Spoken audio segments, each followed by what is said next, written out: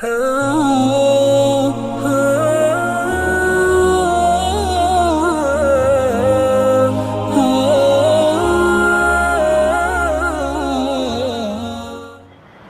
سوچنے کی بات ہے، یہ امت مسلمہ اپنا مال کہاں خرچ کر رہی ہے؟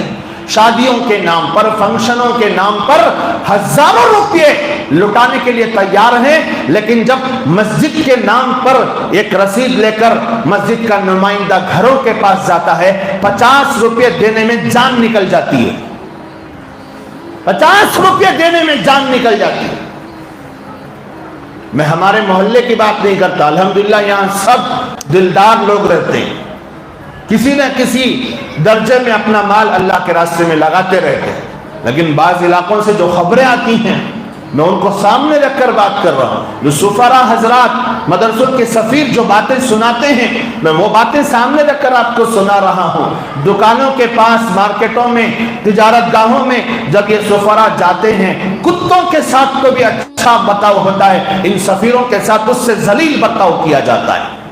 ایک بندہ تو خون کے آنسو رو رہا تھا، پتہ نہیں اللہ نے مجھے پیدا کیوں کیا، اگر مجھ سے یہ کام لینا تھا کہ ہماری کوئی عزت نفس نہیں ہے، ہماری کوئی سیلف ریسپیکٹ نہیں ہے۔ مدرسے کے لیے جاتے ہیں، لوگ سمجھتے ہیں کہ چوروں کی طرح ہم بھی ڈبانے کے لیے آئے ہیں، کھانے کے لیے آئے ہیں، اب سب کو ایک ہی نگاہ سے دیکھیں گے تو مدرسے کیسے چلیں گے، مسجدیں کیسے ان کی اس کی ضروریات پوری ہوں گے؟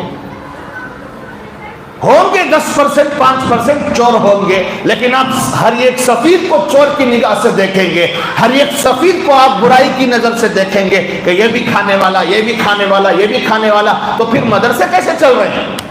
مدرسے کے بچوں کی ضروریات کیسے پوری ہو رہی ہیں؟ مہمانان رسول کو کھانا کون کھلا رہا ہے؟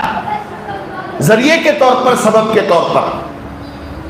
تو میرے بھائیوں، مال اللہ کی بہت بڑی نعمت ہے، اگر اس کو صحیح جگہوں میں خرچ نہیں کرو گے تو خود بخود غلط راستے آپ کے سامنے آتے چلے جائیں گے۔